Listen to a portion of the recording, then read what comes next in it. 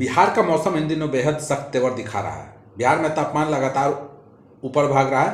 पिछले 24 घंटे के अंदर सारण सबसे गर्म जिला रहा, जहां तापमान 40 डिग्री के पार दर्ज हुआ। वहीं कई जिलों में आंधी पानी से मौसम का मिजाज बदल सकता है। मौसम विभाग ने पूर्वानुमान जारी किया है। बिहार के अधिकतर इलाकों में अगले 2 दिनों तक उच्चतम तापमान 1 से 3 डिग्री तक बढ़ सकता है। अधिकतर जिलों में तापमान 35 से 40 डिग्री के बीच रहने की संभावना है। मौसम विभाग के माने तो बिहार के कई जिलों में 7 और 8 अप्रैल को आंधी पानी की आशंका है। 7 अप्रैल को उत्तर पूर्व बिहार के जिलों में और अगले दिन 8 अप्रैल को उत्तर पूर्व, दक्षिण मध्य, दक्षिण पूर्व और उत्तर मध्य के कुछ स्थानों पर मेघ गर्जन और हल्की बारिश और ठनका गिरने की संभावना है। इसके देखते हुए अलर्ट जारी किया गया है। वक्फ संशोधन बिल को संसद के दोनों सदनों लोकसभा और राज्यसभा से पास कर दिया गया है। हालांकि विपक्षी दल all India Muslim personal law board समेत कई मुस्लिम संगठन इस बिल का लगातार विरोध कर रहे हैं। देश के कई बड़े शहरों में वक्फ बिल के विरोध में प्रदर्शन हुए हैं। वहीं अब AIMPLB ने वक्फ संशोधन अधिनियम को लेकर भारत के राष्ट्रपति द्रौपदी मुर्मू से मुलाकात का समय मांगा है। All India Muslim personal law board ने संसद द्वारा पारित वक्फ संशोधन बिल पर अपनी चिंता जताने के लिए राष्ट्रपति द्रौपदी मुर्मू से तत्काल मुलाकात का समय मांगा है। इससे पहले कि राष्ट्रपति इस बिल को मंजूरी दे, वक्फ संशोधन बिल 2025 संसद के दोनों सदनों से पास हो चुका है। बिल को पास लोकसभा और राज्यसभा से कराने के लिए देर रात तक संसद में इस पर बहस होती रही।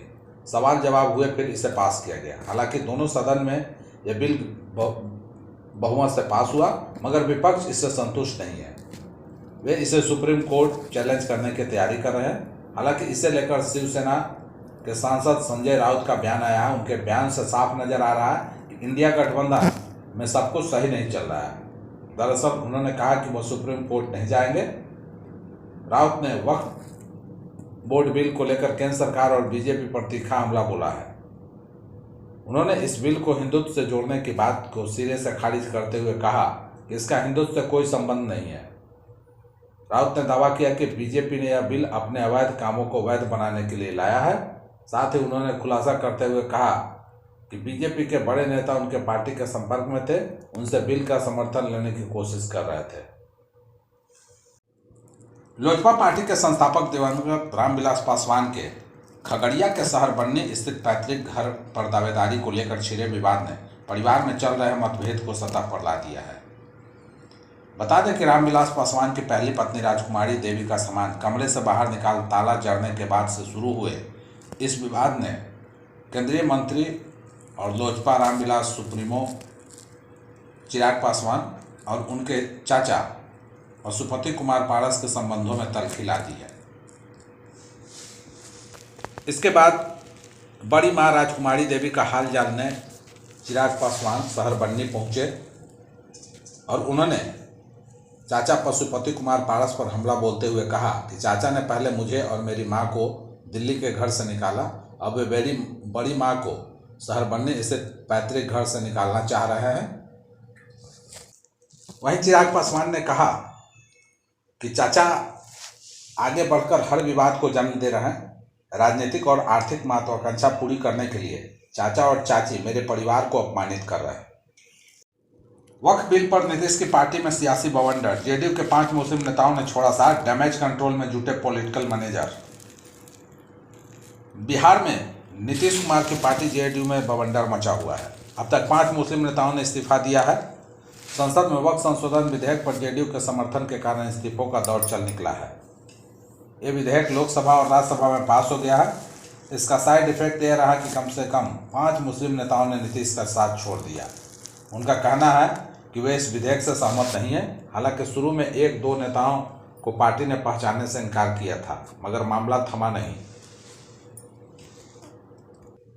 बिहार में जेडीयू के कई नेता वक्फ संशोधन विधेयक पर नीतीश कुमार के समर्थन से नाराज हैं। उन्होंने पार्टी से इस्तीफा दे दिया। सबसे पहले राजू नैयर ने इस्तीफा दिया, फिर तबरेज सिद्दीकी, मोहम्मद शाहनवाज मलिक और मोहम्मद कासिम अंसारी ने भी पार्टी छोड़ दी है।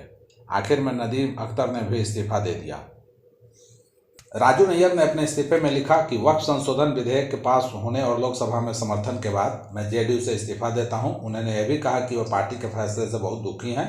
मैं इस काले कानून के पक्ष में जेडीयू के मतदान से बहुत आहत हूं जो मुसलमानों पर अत्याचार करता है।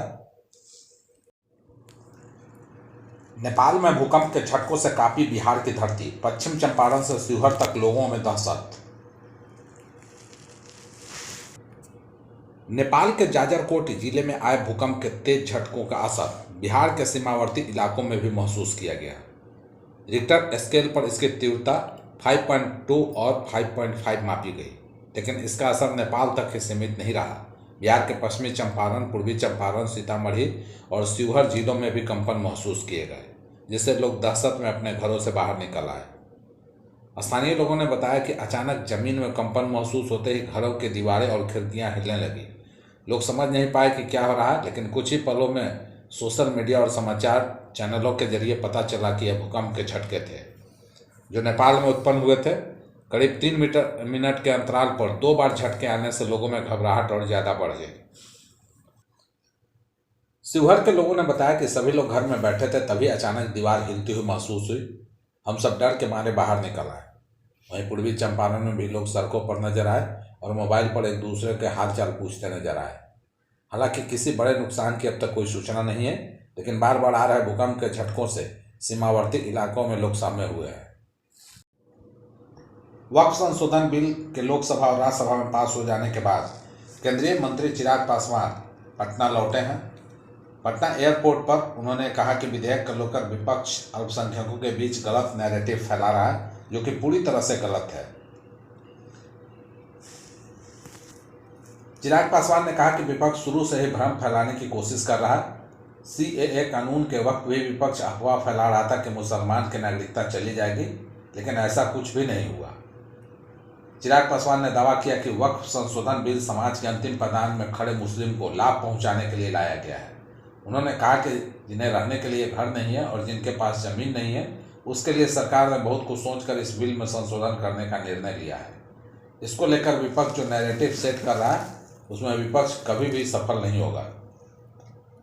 चिराग पासवान ने मुसलमानों से अपील करते हुए कहा कि मैं मुसलमान समाज के हर एक व्यक्ति से कहना चाहता हूं कि आपकी नाराजगी मेरे सर आंखों पर, लेकिन हकीकत है कि मेरे पिता ने भी हमेशा समर्पण भाव से सामाजिक न्याय की लड़ाई लड़ने का काम किया था।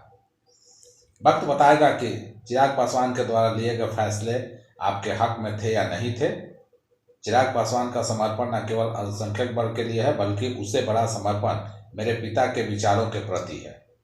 उत्तर प्रदेश के मेरठ में जले हुए ट्रांसफार्मरों को तय समय में नहीं बदलने और बिजली अफसरों की लापरवाही से ट्रांसफार्मर जलने के मामले में एक अधिशासी अभियंता समेत 5 अफसरों पर गाज गिरी है। बिजली मंत्री के निर्देश पर 5 अफसरों को सस्पेंड कर दिया गया है।